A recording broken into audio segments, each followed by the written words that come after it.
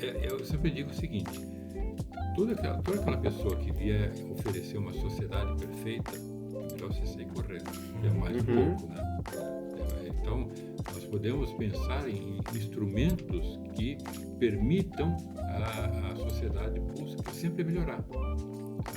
Sempre melhorar. A escada de Jacó, né? Então, não tem fim. Não tem fim. Mas o que não pode é represar, né? A melhora, tentando positivar tudo aquilo. Nós temos que pensar em tudo. Isso não funciona. Essa mentalidade positivista, ela tem essa ideia, né? De que nós estamos construindo uma ordem racional perfeita e um aparelho de Estado tecnicamente impecável. Isso marca a nossa história, isso está na bandeira nacional. A gente tem essa visão Sim. de que a gente tem que ter um órgão de controle com uma controladoria da controladoria, onde vai ter um chefe de gabinete, o chefe de gabinete do chefe de gabinete. Aliás, chefe de gabinete do chefe de gabinete é uma função que existe na União, inclusive, da Casa Civil. Você tem o chefe de gabinete do ministro-chefe da Casa Civil. Isso é um cargo da estrutura administrativa do Brasil. Bom, Isso tem existe. um cargo de puxador de cadeira, né? Então. E a gente estava aqui bem atento ouvindo a tua fala, Thomas, e nós temos dois problemas. Aí a gente falando, por exemplo, da questão do judiciário.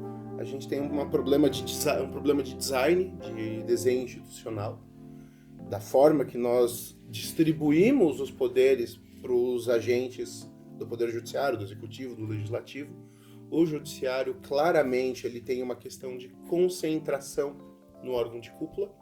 O Canotilho, constitucionalista português, ele já falou em mais de uma ocasião que o Supremo brasileiro é o órgão jurisdicional mais poderoso do mundo, porque ele tem em si a oportunidade de dizer o direito no processo de controle de constitucionalidade difuso e concentrado.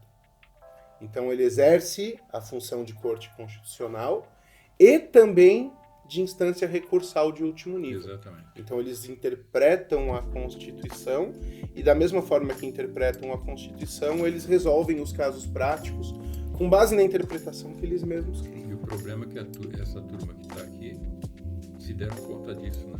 Na verdade, isso vem sendo construído historicamente. Aquela coisa que a gente começou falando aí sobre a lógica concentracionária do poder. Né? Sim. Então a gente, assim, eu não quero também só entrar no senso comum que hoje bate tanto no STF. Também não vou fazer uma defesa. Mas o modelo constitucional que o Brasil escolheu é esse. Quando a gente fez a questão de freios e contrapesos na Constituição, esses poderes que o Supremo exerce, eles estão lá. Eu tenho um extrapolamento na questão de que a gente espera que exista uma autocontenção. E a gente espera que exista um freio e contrapeso na relação institucional entre os poderes. Na verdade, existe um peso contra a sociedade. Então, só que na medida em que esses limites, essas barreiras entre os poderes houve um avanço sobre elas. E por questões políticas, essa visão, esse avanço, ele foi sendo deixado de lado, e ele foi sendo deixado de lado porque nós, enquanto sociedade, não nos levantamos, e o Congresso não se levantou, porque as decisões elas sempre foram tomadas a favor de uma maioria de plantão. Então, por exemplo, eu não me lembro de ninguém da direita se levantando quando o Supremo trouxe a teoria do domínio do fato para condenar o José Dirceu. Por quê? Porque era o José Dirceu. E agora que estão usando questões para condenar o Bolsonaro, eu não vou ver ninguém da esquerda se levantando. Sim. E o resultado prático disso é a concentração de poder. E aí a gente tem a ilusão de que o ministro é de direita, o ministro é de esquerda, a justiça está do meu lado, está do outro. E no fim das contas você tem uma pauta própria que parte da Constituição, que é constitucional. Então a gente tem um problema de desenho institucional, de coisas que não deveriam estar ali. Sabe? Por isso que tem que reestruturar. Eu falo disso ali em um dos capítulos do meu livro, que veio da minha primeira participação no Instituto Federalista, no segundo fórum, que eu falo da questão do poder moderador. né? A gente tem um problema no choque entre poderes. E esse desenho institucional ele passa por um segundo problema, porque vamos supor que o Brasil adote o modelo constitucionário. Eu não acredito que é muito da nossa cultura o modelo positivo francês. Eu sei, é né? complicado. Enquanto eu tiver uma sociedade que judicializa tudo, a gente está falando do país que tem 92% do contencioso tributário no planeta Terra. A gente está falando do país que tem 90% das reclamações trabalhistas do planeta Terra. Então pode ser constitucionário, pode ser positivo. Enquanto a gente não tiver a cultura do pacta sunt servanda, de aceitar o acordo, de num processo aceitar a decisão da primeira instância, de deixar de banalizar o Instituto dos Recursos, pode ser o modelo que for, o desenho institucional que for, porque a sociedade demanda isso. Mas a sociedade pode mudar. Ela pode, então a gente... O nosso, dentro desse novo ambiente institucional, ela pode... O Estado educa a sociedade, claro. E a sociedade demanda do Estado. Mas eu acho que hoje é uma questão muito mais de trabalhar culturalmente a sociedade, para você criar um ambiente de respeito aos contratos, de respeito às leis, e de aceitação da autoridade, e que vem junto do redesenho institucional, mas uma coisa separada da outra. Eu acho que tem que observar, assim, às vezes a gente pensa, é da nossa cultura. A gente tem que ver o sistema de incentivos que foi estabelecido. Então, por exemplo, essa questão dessa profusão de ações judiciais, eu acho que ela é culpa de uma classe específica, dos juízes. Por quê? Existe no Código de Processo Civil a previsão de litigância de má-fé. É lógico que, se ela for aplicada indiscriminadamente, o juiz estar-se-ia, né, cerceando o direito de acesso ao judiciário. Tudo bem, esse é um direito fundamental que está previsto lá no artigo 5º. Porém, tem uma margem de discricionariedade aí de bom senso. Então, assim, há um abuso do uso, e às vezes, isso para não dizer quando não há lobby, assim, de grandes instituições financeiras que permitem, né, que o judiciário seja inundado, e o judiciário ele não reage à altura. Então, assim, aí eu culpo especificamente os juízes. Porque por exemplo, a questão dos recursos, também, os recursos meramente protelatórios, esse é o que mais tem, que já estou na advocacia, tem casos, assim, nos casos em que isso é flagrante, esse tipo de sanção processual tem que ser aplicada. Agora, em alguns casos que não, a margem para argumentação, isso inevitavelmente vai cair na discricionariedade do juiz. Depois que tem que reestruturar tudo isso também. Agora, mas aí que tá. Aí a gente coloca na lei a previsão da litigância de má-fé. Os juízes não aplicam. E aí eles aplicam, isso vai gerar um novo recurso.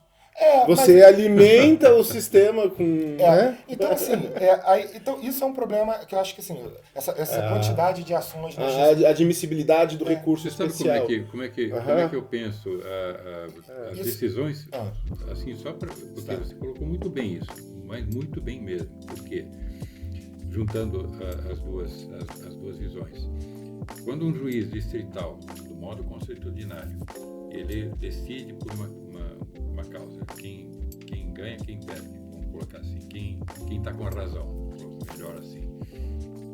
E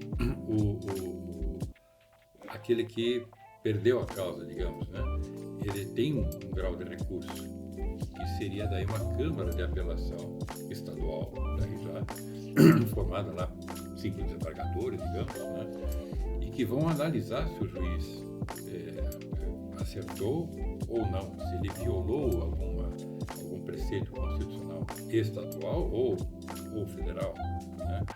Mas se o juiz acertou, e realmente aquele caso é 100% correto, tanto do ponto de vista ético, moral, legal, enfim, então ele confirma a decisão. Esse é o chamado duplo grau de jurisdição. Não tem mais recurso. Ou seja, institucionalmente já está previsto que não tem recurso. Mas não adianta, embargo disso. Não, acabou. Sabe? Então você limpa o judiciário,